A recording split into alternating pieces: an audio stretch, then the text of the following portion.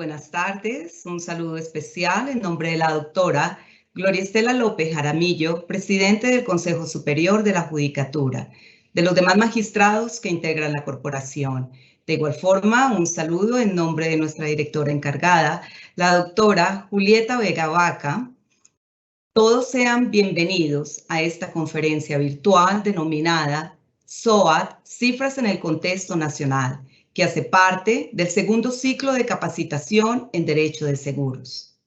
Con ocasión de la alianza que se construye entre el Consejo Superior de la Judicatura a través de la Escuela Judicial Rodrigo Lara Bonilla y el Instituto Nacional de Seguros, INS, que tiene como finalidad dar a conocer las condiciones técnicas, la normatividad y jurisprudencia vigente sobre el seguro de vida, seguro obligatorio de accidentes de tránsito SOAT, y las implicaciones del COVID-19 en el sistema de riesgos laborales, se ha diseñado precisamente este segundo ciclo de capacitación en Derecho de Seguros. La conferencia de hoy tiene como propósito conocer algunas cifras de interés asociadas con el seguro obligatorio de accidentes de tránsito en el contexto nacional, para lo cual se mostrarán algunos datos relacionados con la distribución de los recursos recaudados a través del seguro y de las problemáticas asociadas con el SOAT. Igualmente se abordará el régimen legal aplicable al seguro obligatorio de accidentes de tránsito, principalmente en lo relacionado con las coberturas del seguro, la aplicación de términos de prescripción de contrato de seguro y los requisitos para reclamar ante las compañías de seguros con cargo al SOAT.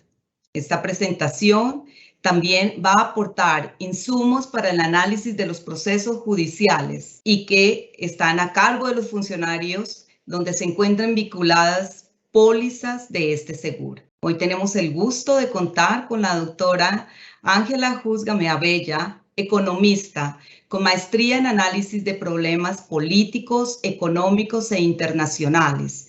Cuenta con una amplia trayectoria en temas de comercio exterior y negociaciones comerciales internacionales. Ha tenido también experiencia en gremios del sector real y financiero, con énfasis en el análisis y seguimiento de políticas públicas y gestión de relaciones con entidades públicas y privadas. Actualmente, la doctora Ángela se desempeña como directora de la Cámara Técnica del SOAT en Fasecolda. Tenemos también el gusto de contar hoy con el doctor Juan Camilo Collazo Rivera, abogado de la Universidad Javeriana, con maestría en Derecho, énfasis en responsabilidad civil y del Estado, especialista en responsabilidad y daño resarcible de la Universidad Externado, especialista también en Derecho de Seguros de la Universidad Javeriana, con diplomado en Arbitraje Nacional e Internacional con la Cámara de Comercio de Bogotá. Actualmente, el doctor se desempeña como abogado litigante con más de 10 años de experiencia en seguros en diferentes entidades como Allianz, AON y La Equidad Seguros. Asimismo, extendemos un cordial saludo al doctor Miguel Francisco Martínez Briceño, subdirector del Instituto Nacional de Seguros Fasecolda, quien nos acompaña en la conferencia de hoy. Doctor Martínez, tiene la palabra. Doctora Cuellar, muchas gracias.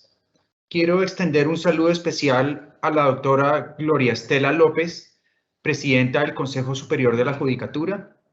De la misma manera, a la doctora Marilucero Novoa Moreno, directora de la Escuela Judicial Rodrigo Lara Bonilla. Y finalmente, a la doctora Claudia Julieta Vega Vaca, directora encargada de la Escuela Judicial Rodrigo Lara Bonilla. Quiero reiterar el agradecimiento al Consejo Superior de la Judicatura y a la Escuela Judicial Rodrigo Lara Bonilla por permitirnos por quinto año consecutivo poder realizar estas jornadas académicas. El Instituto Nacional de Seguros es una fundación fundada en 1979, cuyo objetivo es la formación técnica en seguros para los interesados en conocer sobre seguros y seguridad social. Quiero enviar un saludo especial adicionalmente a los honorables magistrados, jueces y miembros de la rama judicial, de la misma manera a los abogados litigantes y asistentes a este evento. Esperemos que sea un tema vigente y que pueda ser muy útil para todos. Le concedo la palabra a la doctora Mónica Cuellar Pineda. Muchas gracias. Muchísimas gracias, doctor Miguel Francisco Martínez, y damos la bienvenida a la doctora Ángela Júzgame Abella. Es un gusto tenerla hoy con nosotras. Bienvenida, tiene el uso de la palabra. Gracias, buenas tardes a todos. Gracias por conectarse a esta sesión y mil gracias por la invitación a participar en este importante escenario. Vamos a iniciar con la primera parte de esta sesión hablando directamente sobre cosas fundamentales del SOAT y también queremos llevarles a ustedes las problemáticas de este seguro hablado en cifras. Específicamente deberíamos iniciar por este aspecto, el seguro obligatorio de accidentes de tránsito. Recordemos que este es ante todo un seguro que ha sido concebido como un instrumento de protección con propósito social, en el sentido que lo que busca el SOAT es garantizar los recursos para cubrir las atenciones en salud de todas las víctimas de accidentes de tránsito, sin importar cuál es su condición como actor en la vía, si es un conductor, un pasajero, un peatón. Asimismo, el SOAT se distingue porque no importa quién haya sido el responsable dentro del siniestro vial para que pueda ser atendido con cargo a este seguro. Es decir, la protección es independiente de la responsabilidad en el accidente.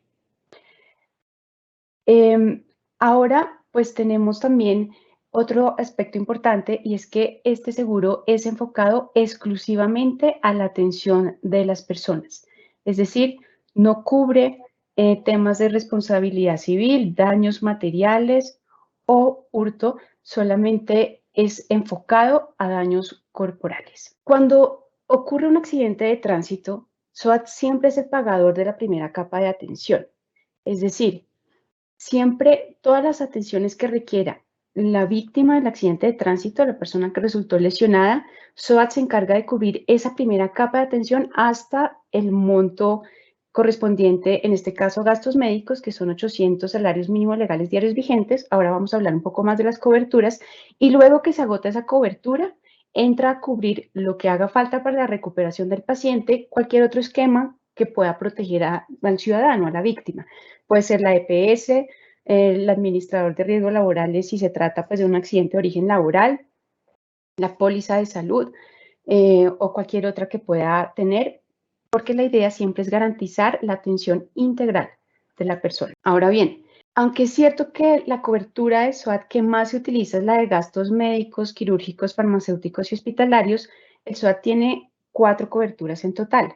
Tiene la de gastos de transporte y movilización de las víctimas, que lo que busca es que se traslade muy rápidamente a la víctima desde el lugar del accidente hasta el lugar más cercano de atención que pueda brindar la atención que requiere ese paciente, y esa cobertura, todo expresado en términos de salarios mínimos legales diarios vigentes, está en 10 salarios de este estilo, que a precios de 2021 equivalen a 302.842 pesos. La de gastos médicos, que es la que más se utiliza, tiene una cobertura hasta de 800 salarios mínimos legales diarios vigentes, que a precios de 2021 está alrededor de 24 millones de pesos. La incapacidad permanente va hasta 5.451.000 y la de muerte y gastos funerarios que reciben los beneficiarios de la víctima en caso de fallecer va a 22.713.000 pesos. Ahora bien, ¿por qué el SOAT es tan importante para el país? No solo por el tema de garantizar los recursos para atender a todas las víctimas de tránsito, sino también porque a través del SOAT se recaudan recursos que luego deben ser transferidos al sistema de salud a través de la ADRES, y también se recaudan recursos que van para la Agencia Nacional de Seguridad Vial, y todo esto pues es debidamente reglamentado en las normas que ustedes ven en pantalla. Esto lo que hace es que el SOAT pueda recaudar recursos que al final van a apoyar sobre todo al sistema de salud. Cuando tratamos de aterrizar esto en cifras, lo que vemos es que de cada 100 pesos que paga un tomador por su póliza, un total de 45 pesos son destinados a transferencias y contribuciones, y al final quedan 55 para que las compañías de seguros puedan cubrir los siniestros y la operación del ramo. Entonces ustedes se preguntarán, bueno, ¿y este cuadro que vemos en pantalla qué quiere decir? Precisamente estamos tratando de desagregar esto para que pues, sea todavía más claro. Entonces, de cada 100 pesos que paga el tomador, 66.5 corresponden a lo que llamamos la prima aseguradora. Ahora, el decreto 780-2016 dice que se debe pagar en adición a la prima el 50% de lo que corresponda. En este caso sería 33.2, que es justamente el 50% de este número en amarillo. Y bueno, esto es la tasa RUNT, que es un valor fijo que también está reglamentado por el Ministerio de Transporte y que se debe pagar a RUNT para poder consignar la póliza en las bases de datos de esta entidad. Entonces, el 780 también nos dice algo muy importante, y es que el 14.2% de la prima que reciben las compañías de seguros debe transferirse a la ADRES también, que es este valor que vemos aquí y que estoy señalando en este momento. Entonces, ¿para qué se utiliza este valor, que es el 9.4 que ustedes ven en pantalla? Eso es lo que principalmente se utiliza para cubrir las atenciones en salud cuando el vehículo involucrado no estaba asegurado con SOAT o no pudo ser identificado, por ejemplo, porque se dio a la fuga. Entonces, de SOAT también salen recursos para cubrir a esas personas. De esta manera, pues hay dos vías por las cuales SOAT transfiere recursos a la ADRES, que es el sistema de salud, la administradora de recursos del Sistema Social de Seguridad Social, la administradora de recursos del Sistema de Seguridad Social en Salud, por esta vía de la contribución y por esta vía de la transferencia. Y bueno, también hay un porcentaje que va para la Agencia de Seguridad Vial y sencillamente cuando restamos estas transferencias de la prima aseguradora, pues resulta lo que realmente le queda a la compañía de seguros para atender los siniestros y la operación del ramo. Si lo vemos ya de una manera más práctica, este ejemplo se refiere a las motocicletas de menos de 100 centímetros cúbicos, que es pues, de las motos más pequeñas, que hoy en día pues pagan 369.750 por su SOAT. Entonces, en el mismo esquema, lo que estaríamos viendo es que de ese valor, 166.000 pesos son destinados a contribuciones y transferencias y quedan 203.000 para la atención de siniestros y la operación del ramo. Así es como funciona la distribución de los recursos que se recaudan a través del SOAT. Entonces, ya cuando ponemos esto en proporciones, en las magnitudes que corresponden, lo que estamos viendo es que cada año a través del SOAT se están recaudando alrededor de 1.8 billones de pesos que van al sistema de salud a través de la ADRES. Vemos que en 2020 pues tenemos una proporción mayor, son 2 billones de pesos. Básicamente, aquí vale la pena notar que en el marco del decreto 800 de 2020, debido a pues, el aislamiento preventivo obligatorio que se decretó para prevenir la propagación del COVID, el gobierno nacional estableció que las compañías de seguros del SOAT debían transferir el valor que correspondiera a la disminución del riesgo, por lo que había menos movilidad en el país, precisamente por el aislamiento preventivo. Y entonces, esos recursos que se trasladaron a la ADRES, pues fueron por un valor de 214.000 millones y de ahí pues que hayamos alcanzado los 2 billones totales transferidos al sistema de salud desde el SOAT. A la Agencia Nacional de Seguridad Vial se están trasladando alrededor de 87.000 millones al año y pues bueno, este es el valor que corresponde al RUNT.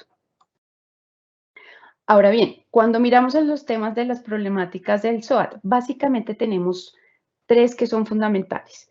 El tema de la alta accidentalidad vial, porque en la medida que existan más víctimas de accidentes de tránsito y también sea más alto el costo de su atención, pues se hace más necesario tener recursos para poder atender todos estos siniestros. Hay una mayor exigibilidad al sistema y eso pues presiona las tarifas al alza. Por otro lado, tenemos el tema de las atipicidades en los cobros, donde vamos a ver más adelante distintas tipologías de irregularidades que se están presentando en SOAT. También tenemos un problema sobre costos en procedimientos y dispositivos y unos excesos de protocolo que pues también afectan la situación. Y los temas de evasión que pues seguramente todos ustedes han escuchado al respecto. Tenemos cerca del 48% del parque automotor registrado en el RUNT que no cumple con la obligación de tener un SOAT. Específicamente sobre el tema de las víctimas de accidentes de tránsito. Como ustedes ven en esta gráfica, este es un problema creciente. SOAT atiende alrededor de 718.000 personas al año y el 87% de los casos corresponden a casos donde estuvo al menos una moto involucrada. Es decir, las motocicletas son los actores más vulnerables dentro de esta problemática y son realmente lo que ustedes ven en esta gráfica con la barra azul. Casi todas las víctimas pues iban en alguna motocicleta. Tenemos números de fallecidos que también están en un nivel muy alto. Estamos ya hablando de 6.800 cada año que pierden la vida en las vías del país, y tenemos también una problemática pues de las personas que quedan en una situación de incapacidad total y permanente por siniestros viales, que han estado en el orden de 2.600 personas cada año. No olvidemos que esta población pues requiere atenciones que también presionan el sistema en general de seguridad social en salud, y pues requieren muchos recursos para su debida atención. Todo esto, esta problemática de la accidentalidad vial en Colombia nos ha llevado a que los montos que terminan pagándose a través del SOAT pues sean también crecientes en el tiempo, y ya estamos en el orden de 1.6 billones cada año solo en siniestros. Ahora, dentro de las problemáticas de las irregularidades que veíamos, hay muchas maneras de verlo. Tenemos algunos problemas, por ejemplo, que se ven en las dispersiones que hay en el valor promedio de un siniestro. Este, por ejemplo, que ven en pantalla es el año 2016, donde veíamos que en promedio el siniestro costaba en el país 2,5 millones, pero teníamos casos como Sincelejo, donde ya un siniestro costaba 3.600.000, casi 3.700.000, y otras ciudades como Armenia, donde el valor podría estar alrededor de 1.400.000, un poco cercano a 1,5 millones. Entonces, cosas muy claras que estamos viendo en SOAT desde hace tiempo. En este caso, para 2016, veíamos que en las ciudades del norte del país en particular es donde es más costoso los siniestros que se cobran al SOAT. Por lo general, 33% por encima del valor promedio del país. Cuando tratamos de ver esto cómo ha evolucionado en el tiempo, este es el dato de 2019, pues vemos que normal, el promedio del país ha aumentado, ya va el siniestro promedio en 2.800.000, de nuevo vemos una gran dispersión, y de nuevo son las ciudades del norte del país donde es mucho más costoso el siniestro promedio de SOAT. Vemos, por ejemplo, Valledupar, que ya está por los 4 millones, igual que Santa Marta, mientras que vemos unas ciudades donde está pues, por debajo del promedio nacional. Ahora, ¿cuáles son esas atipicidades que generan objeciones a las reclamaciones de los prestadores? Vemos sobre todo temas de atenciones por cobros por atenciones que son derivadas de otras cosas que no fueron accidentes de tránsito. Vemos también cobros por servicios no prestados que son facturados. Vemos la utilización de pólizas prestadas para poder cobrar pues, las indemnizaciones con cargo al SOAT. Vemos cobros duplicados, es decir, que se cobra a la misma aseguradora o a varias aseguradoras y a la ADRES las mismas atenciones del mismo siniestro ocurrido en la misma fecha. Y vemos también un gran problema de sobrecostos en medicamentos, en procedimientos, en dispositivos como el material de osteosíntesis, y vemos también excesos de protocolo que en últimas lo que buscan casi siempre es agotar la cobertura del SOAT. Ahora, cuando tratamos de ponerle cifras a esta situación, vemos que en los últimos 3 años las compañías del SOAT han realizado objeciones no subsanables, es decir, que han quedado así en firme por tratarse de cosas que son claramente irregulares, por cerca de 115.000 millones de pesos, y esto también es un valor que va en crecimiento. Y vemos pues que en efecto lo que más se registra es asociado a cobros que no corresponden a accidentes de tránsito. Ahora bien, hemos hecho el ejercicio de revisar pues cómo se ha movido el tema de los procesos judiciales. Muchas veces cuando el prestador no consigue obtener el pago por esas reclamaciones que ha presentado ante la compañía de seguros, pues, y no se ha logrado algún tipo de acuerdo en los procesos normales que se dan para esas conciliaciones, pues termina todo esto en un proceso. En estos procesos judiciales entre 2019 y el primer trimestre de 2021, nosotros tenemos un reporte de alrededor de 157 procesos, de los cuales casi todos son ejecutivos, como ven ustedes aquí en pantalla. Y vemos también que donde más se presentan es precisamente en Barranquilla. Algo también que nos llama la atención es que el 11% de estos procesos ejecutivos reportados están relacionados con el mismo demandante. Esto también nos lleva a hablar de un tema que se está presentando con mucha frecuencia, y es precisamente lo que estaba pasando con los montos embargados a las aseguradoras y pusimos números a esta situación. Lo que nosotros estamos viendo, haciendo esta revisión de 2019 al primer trimestre de 2021, es que por lo general los montos embargados a las compañías de seguros van mucho más por encima, son más que proporcionales a los montos que fueron ordenados por el juez de conocimiento. Entonces, así como estamos viendo en esta gráfica que las pretensiones del proceso pueden estar alrededor de 69.000 millones de pesos, lo ordenado como embargo por el juez puede estar alrededor de cerca de 91.000 millones, pero realmente lo que termina en embargo puede estar alrededor de los 170.000. Es decir, lo que termina realmente embargado puede ser 186% por encima de lo que ha ordenado el juez, y esto pues obviamente ha generado pues muchas dificultades para las compañías de seguros, y muchas veces también se ha visto que terminan las compañías de seguros tratando de conciliar muy rápidamente los pagos, así tengan reparos sobre eso, pero lo importante también es poder descongelar o desembargar esas cuentas que le han sido embargadas, pues porque no termina de embargar una sola cuenta, sino todas las que tenga a disposición, y eso pues genera un problema en la operación. Y finalmente tenemos este asunto de los honorarios de los dictámenes de las juntas de calificación, porque lo que estamos viendo es que en los últimos 3 años se han pagado honorarios por alrededor de 6.000 millones de pesos, de los cuales el 99% de los casos se han pagado por orden judicial derivado de una acción de tutela. Más adelante el doctor Collazo se va a referir al tema, pero básicamente aquí vale la pena resaltar que la normatividad sobre el SOAT indica que quien debe pagar los honorarios de las juntas de calificación, precisamente para calificar la pérdida de capacidad laboral que lleva a la reclamación de la indemnización, pues es quien pide la indemnización. Pero, pues, como están viendo en esta gráfica, las compañías de seguros han terminado pagando buena parte de esos honorarios. Y lo que vemos es que se han concentrado principalmente estos casos en Villavicencio, con el 37% de los casos, y luego le sigue Cartagena y luego los que ustedes pueden ver en esta gráfica. Entonces, como ven, todos los temas relacionados con el SOAT, al estar reglamentado y al estar con una suficiente documentación, pues es posible medirlos, poner las problemáticas en cifras, y con esto lo que hemos querido es darles un contexto que les permita visualizar las magnitudes de lo que estamos hablando frente a la problemática de este seguro obligatorio.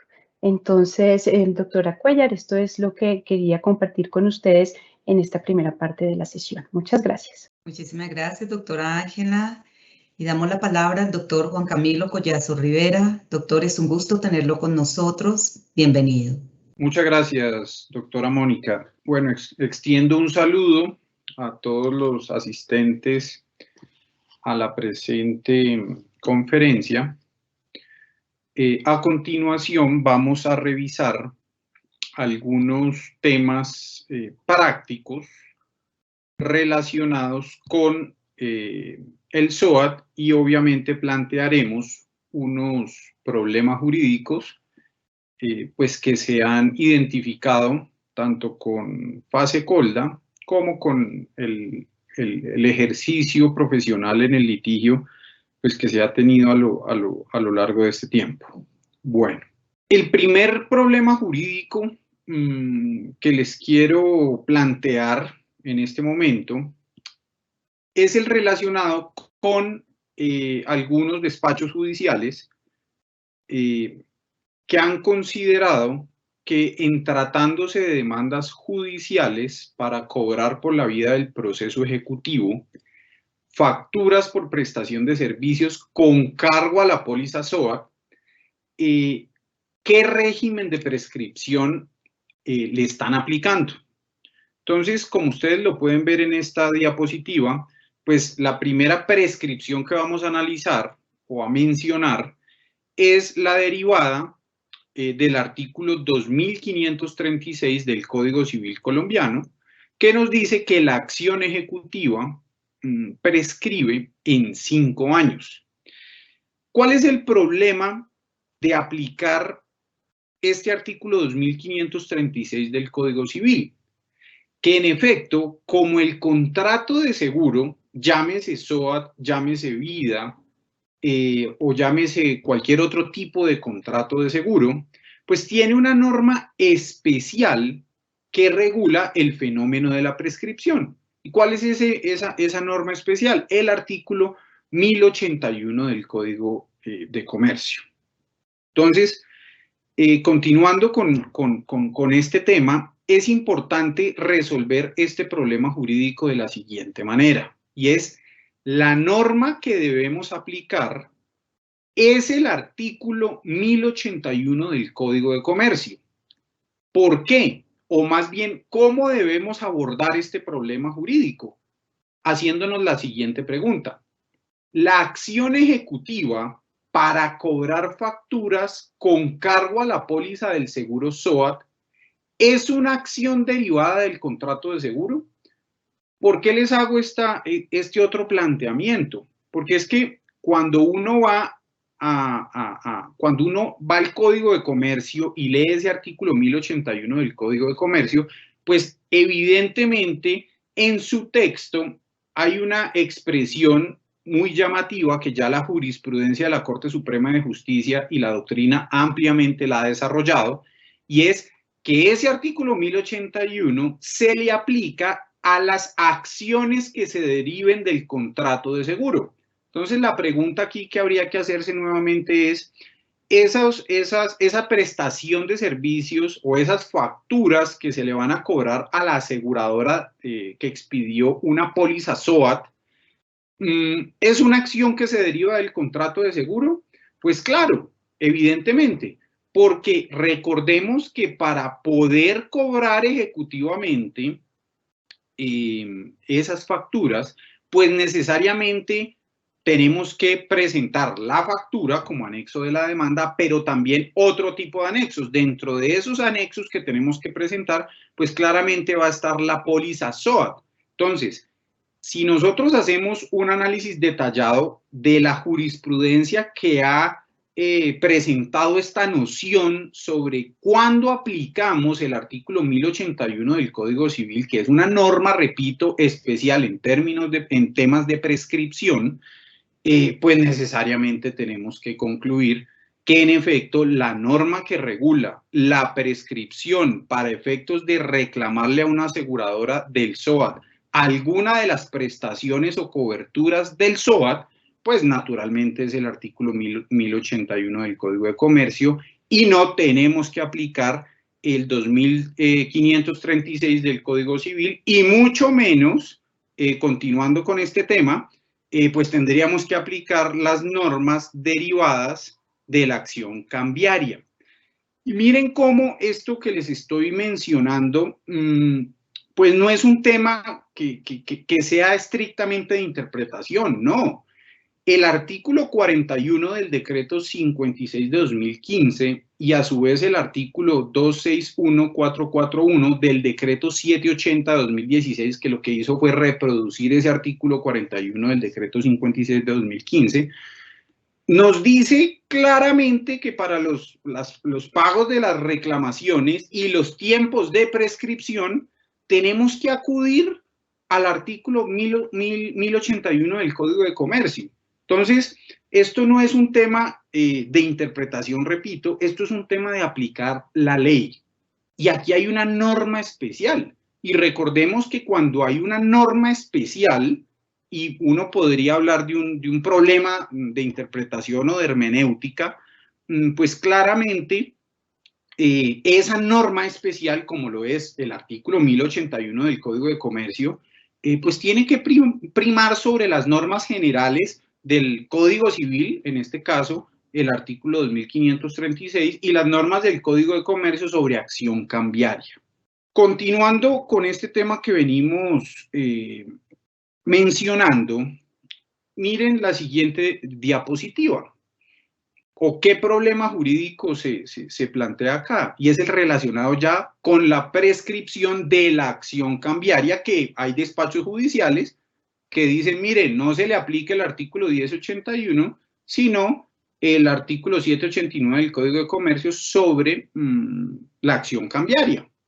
sobre la prescripción de la acción cambiaria. Entonces, miren qué dice el problema jurídico. En tratándose de demandas judiciales para cobrar por la vía del proceso ejecutivo facturas por prestación de servicios con cargo al SOAT, ¿aplican los términos de prescripción de la acción cambiaria? Aquí, en este punto, la respuesta al problema jurídico sería no. ¿Por qué? Porque hay una norma especial del contrato de seguro, ¿cuál es? El artículo 1081 del Código de Comercio, que es la que regula cualquier tipo de prescripción de acciones que se deriven del contrato de seguro. Recordemos siempre, por favor, y aquí por temas de tiempo, pues no podemos profundizar en ese concepto o en esa noción, que lo que tenemos que tener presente aquí es si la acción se deriva o no del contrato de seguro para saber si le aplicamos el artículo 1081 del Código de Comercio. Y en los dos casos que hemos presentado, 1, prescripción de acción ejecutiva o 2, prescripción de acción cambiaria, en efecto, esas son acciones que se derivan del contrato de seguro y por ende no deberíamos aplicarle 1, ni artículo 2536 del Código Civil, ni artículo 789 del Código de Comercio. Continuando con esta presentación, miren esta diapositiva. Nuevamente el problema jurídico aquí lo tenemos que resolver haciendo esta pregunta. ¿Cuál es el hecho que da base a la acción? Si tenemos claro cuál es el hecho que da base a la acción, pues vamos a descartar la aplicación de prescripción de acción cambiaria o de prescripción de la acción ejecutiva y vamos a acudir directamente al artículo 1081 del Código de Comercio, en donde claramente se dice que hay una prescripción ordinaria de 2 años contados a partir desde el momento en que el interesado tuvo conocimiento o debió tener conocimiento del hecho que da base a la acción. Ese será el derrotero a partir del cual el juez o magistrado debería utilizar para efectos de saber si hay una prescripción o si no la hay. El segundo gran problema jurídico que he querido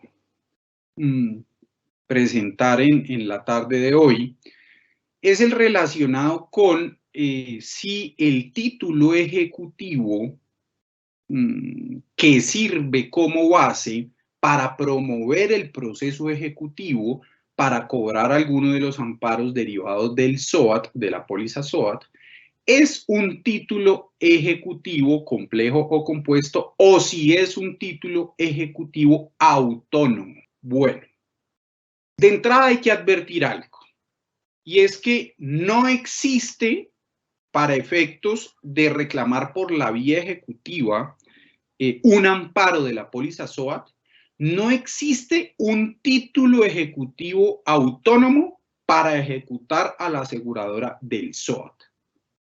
Por tanto, si decimos que no existe un título ejecutivo autónomo, por ende tenemos que hablar de un título ejecutivo complejo o compuesto.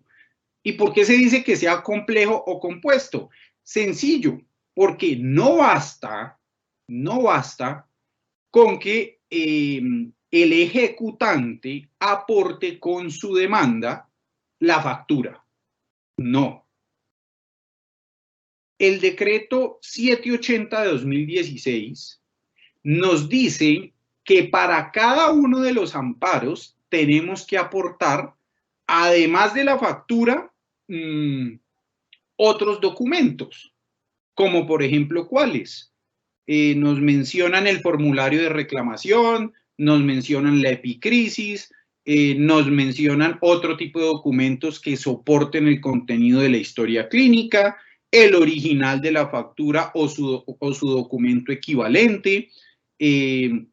Nos mencionan también las facturas o documentos equivalentes cuando se esté reclamando material de osteosíntesis, etcétera, etcétera. Entonces, si a nosotros el mismo decreto 780-2016 nos está diciendo qué debemos aportar para efectos de que la aseguradora del SOAT nos pague el amparo que vayamos a afectar del SOAT, pues necesariamente tenemos que concluir que aquí no estamos ante un título ejecutivo autónomo, sino que necesitamos integrar o complementar esa factura con los otros documentos que nos dice el decreto 780 del año 2016. Bueno, continuando con este tema del título ejecutivo complejo, miren cómo la Corte Suprema de Justicia, en su sala de casación civil, en la sentencia que menciono en la diapositiva que en este momento tienen presentada, dice lo siguiente: la normatividad a regular el asunto era la relativa al cobro de las indemnizaciones derivadas de pólizas de seguro obligatorio por accidentes de tránsito, contenidas en los decretos 663 de 1993, 3990 de 2007 y los artículos 1053, 1077 del Código de Comercio, y que tratándose del cobro de facturas atinentes a gastos médicos, este sería uno de los amparos del SOAT, la documentación necesaria para constituir el título ejecutivo complejo eran los formularios de reclamación, según el formato adoptado por el Ministerio de la Protección Social, certificado médico de atención, formato adoptado por el Ministerio de la Protección Social, la factura y fotocopia de la póliza. Si ustedes analizan esa sentencia, pues evidentemente lo que está haciendo la sentencia es claramente reconocer que aquí no estamos en presencia de un título ejecutivo autónomo, sino de un título ejecutivo complejo o compuesto.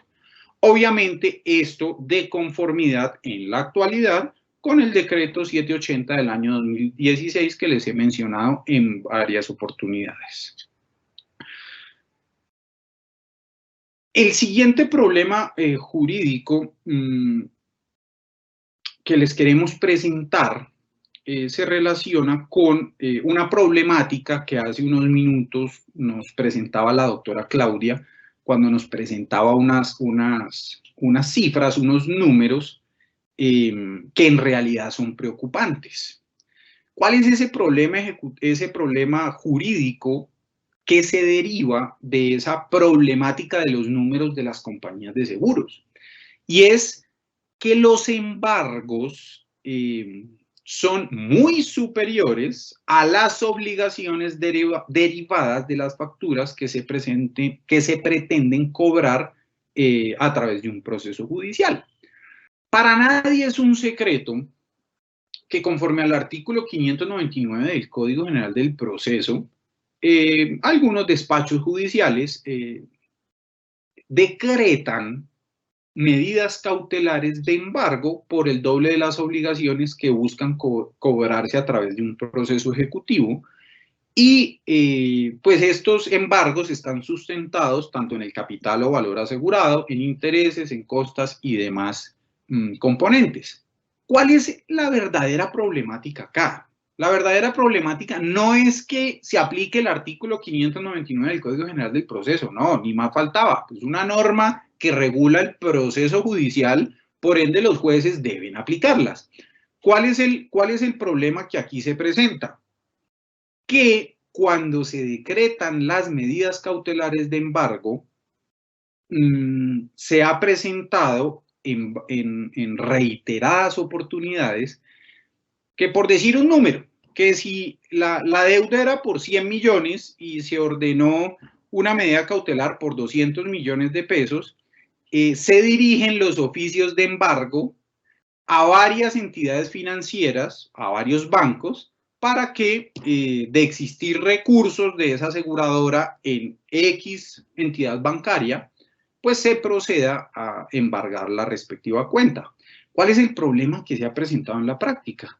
Que una deuda o un embargo que era por 200 millones de pesos y que se hizo efectiva en X o en Y banco, no solamente se hizo efectivo ahí, sino que se hizo también efectivo en otros bancos donde la misma aseguradora ejecutada pues también tenía dineros o cuentas bancarias con dineros.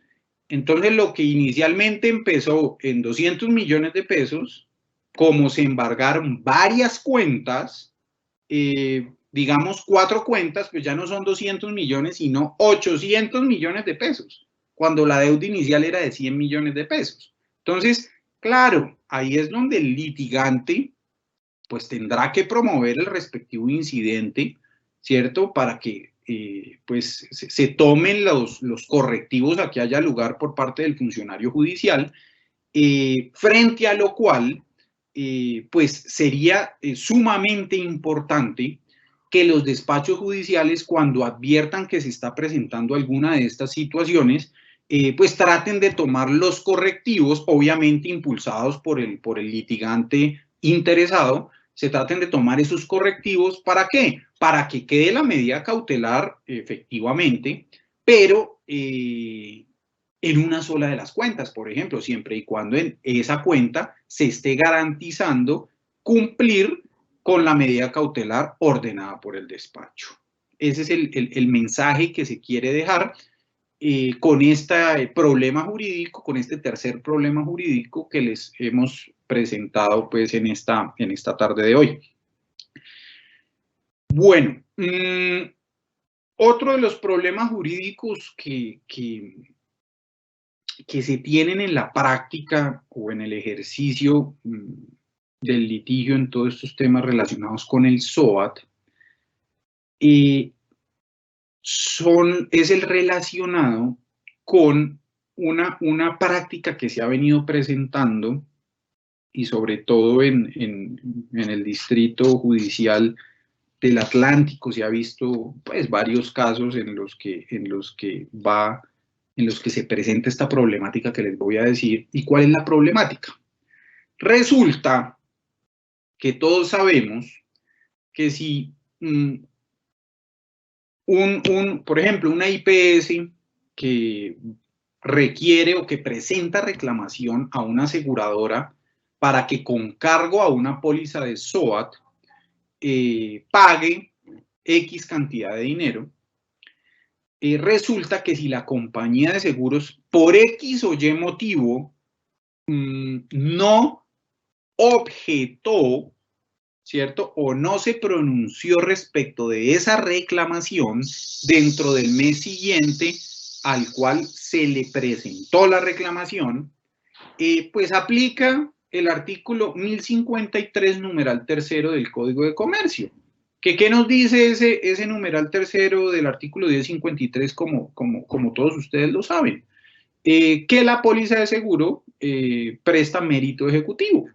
Esa póliza SOAT presta mérito ejecutivo. Entonces, la IPS se va ante el juzgado civil, presenta su demanda con fundamento en el artículo 1050, numeral tercero, diciendo, mire, se presentó reclamación, no me objetaron en el plazo del mes siguiente a que presenté la reclamación, y como consecuencia de ello, pues el artículo 1053, numeral tercero, me permite iniciar el proceso ejecutivo por esta vía. Resulta,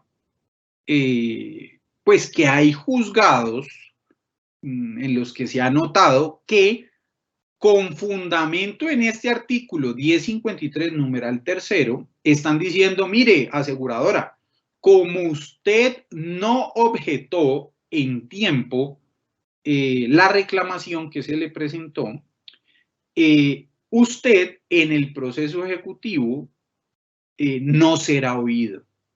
Entonces, pues esa es una interpretación del artículo 1053, numeral tercero, que por ningún lado se encuentra cuál es el fundamento legal para decir que una compañía de seguros que no objetó una reclamación en el proceso judicial, llámese el proceso ejecutivo, o si el demandante decidió acudir al proceso verbal, porque pues también lo podría hacer porque dice, no, yo no me quiero ir al proceso ejecutivo porque finalmente no habría casación y aquí la cuantía da para una eventual casación, entonces decidirse por el verbal, pero dice, mire, no me objetaron. Entonces, no hay una norma que diga que si no objetaron, no se pueden defender en el proceso. Entonces, ¿y por qué se dice eso? ¿O cuál es el argumento más bien para decir que esa sería una argumentación errónea?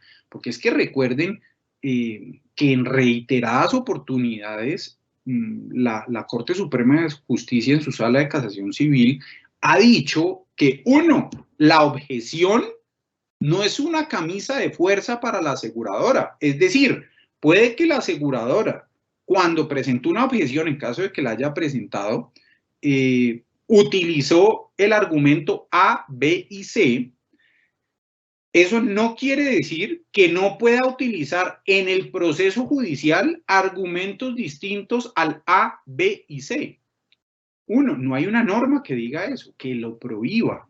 Y dos, pues ya la Corte Suprema de Justicia ha dicho que esa es una práctica en la que no pueden incurrir los despachos judiciales porque serían unas interpretaciones absolutamente extensivas y contrarios al derecho, al debido proceso de la aseguradora, porque no hay una norma que permita llegar a esa conclusión.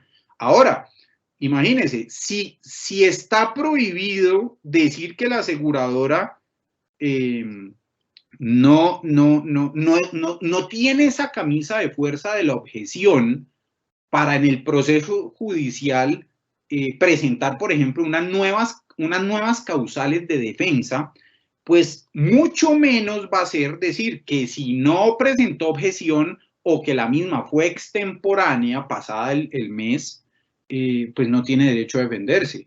Esa es una práctica que afortunadamente en el Tribunal Superior pues se corrigió a tiempo, pero llama la atención de que hay despachos judiciales que todavía están asumiendo esa posición. Continuando con el tema, veo que se cayeron las diapositivas, pero bueno, continuando con el tema, el último problema jurídico que queríamos presentarles era el relacionado con el pago de honorarios del dictamen de pérdida de capacidad laboral, que sería la siguiente diapositiva a la que tenemos presentada en este momento. ¿Cuál es el punto aquí? Y yo creo que ya la doctora Claudia nos anticipó un poco la problemática que existe sobre este punto en concreto. Y es la normatividad vigente en Colombia nos dice claramente quién es el que tiene que asumir los honorarios de las juntas de calificación de pérdida de capacidad laboral. ¿Y quién nos dice que es la norma? El solicitante. Entonces, si un beneficiario de una póliza SOAT, por ejemplo, una víctima de un accidente de tránsito, necesita afectar esa póliza SOAT, pues lo que nos dice la norma es que es ese solicitante quien debe asumir los costos de la Junta de Calificación de Invalidez para efectos de que se emita el respectivo dictamen de invalidez y con ese pueda ir a demostrar la ocurrencia del siniestro ante la aseguradora del SOAT.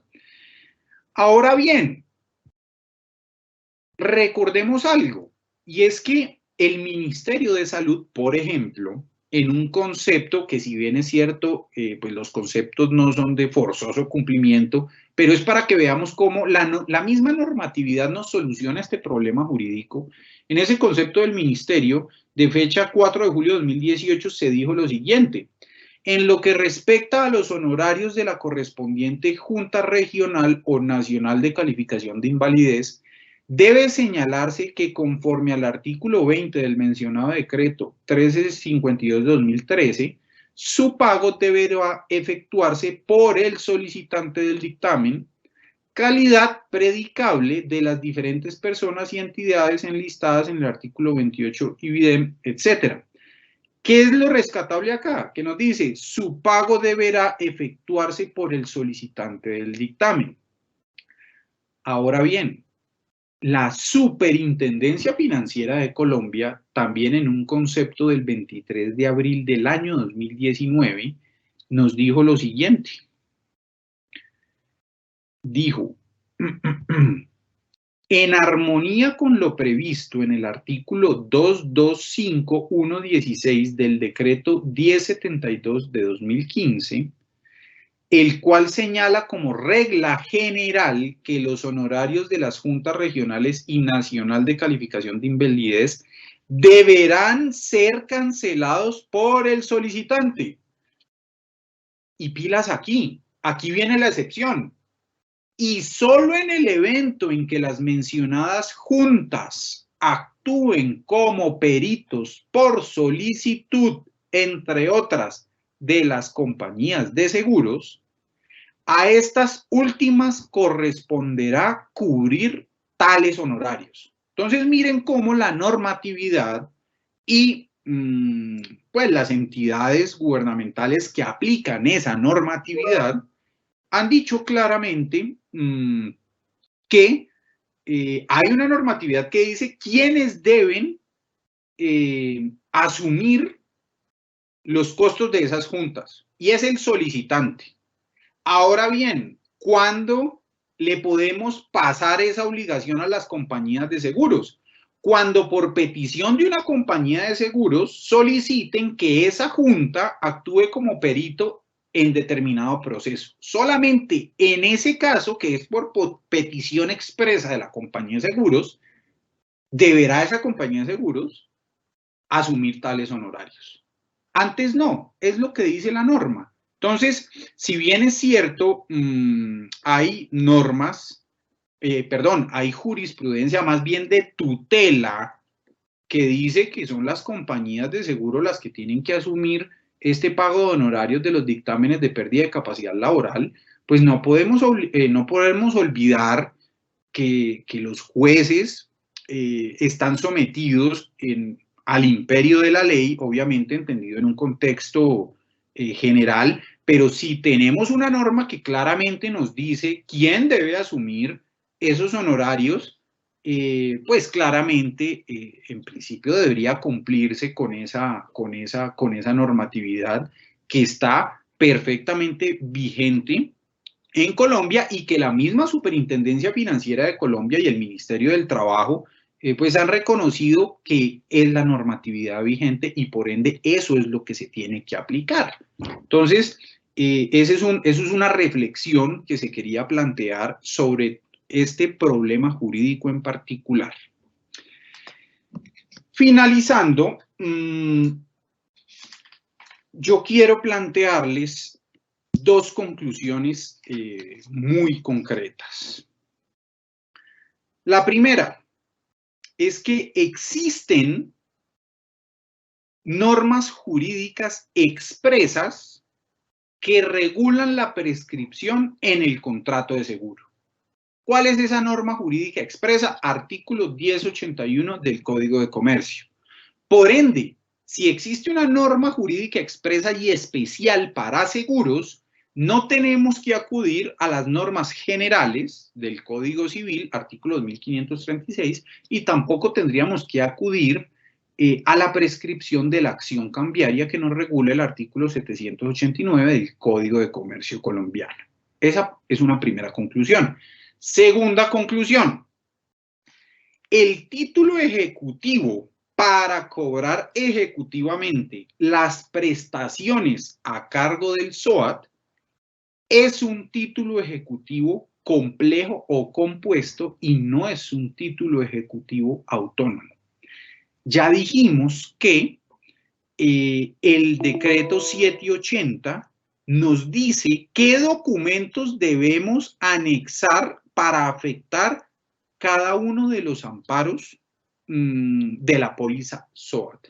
Por ende, mal haríamos en concluir que si existe una norma que nos dice lo que les acabo de mencionar, pues mal haríamos en decir que estamos en presencia de un título ejecutivo autónomo. Eso sería por el momento. Muchísimas gracias por su atención. Doctora Mónica, le cedo nuevamente la palabra. Muchísimas gracias, doctor. Y vamos al fragmento de preguntas para la doctora Ángela y el doctor Juan Camilo. Doctora Ángela, por favor, activa su cámara. Bueno, estas son las preguntas más relevantes acá en el chat. Primera para la doctora Ángela. ¿Cómo se explica que el valor promedio de los siniestros sea tan diferente entre ciudades y cómo se aborda esta situación por parte de las aseguradoras del SOAT? Muy bien. Este tema de la diferencia en los costos promedio de los siniestros tiene varias explicaciones. Algo que hemos observado ya en la práctica y en el análisis de los siniestros es que justamente en algunas ciudades del norte del país, hacia la costa atlántica, es donde se ve un cobro un poco más exagerado, por llamarlo así, de algo que se llama el material de osteosíntesis. Y esto es básicamente todas esas placas, tornillos y ese tipo de material que se necesita cuando se usa en ortopedia, cuando las lesiones recaen sobre todo en los huesos.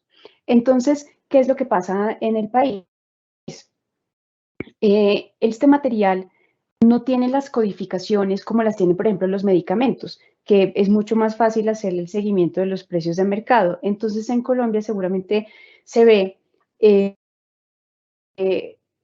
el mismo tornillito puede tener tantos nombres como proveedores y por lo tanto tantos precios como tornillitos puedan existir, así sea el mismo, sirva para lo mismo, sea el mismo material, en fin. Entonces, es muy normal encontrar ciudades donde ese mismo tornillito, por poner el ejemplo, puede costar mucho más que lo que cobra el productor tope del mercado, que es un laboratorio Syntex de Johnson Johnson. O sea, cualquier cosa que sea top, pues es Johnson Johnson. Entonces, cuando se ven que esas placas que pueden costar normalmente en el centro del país 200.000 pesos y en la costa lo cobran a 8 millones, pues esas son cosas que ayudan a cambiar el costo del siniestro. Entonces, por lo general, esas dispersiones están asociadas a sobrecostos, sobre todo en materiales de osteosíntesis. Gracias, doctora.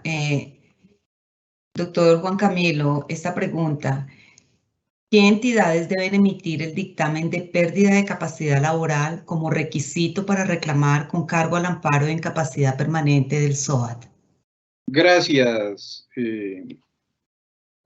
doctora Mónica. Bueno, en principio tenemos que las EPS están habilitadas para emitir este tipo de dictámenes.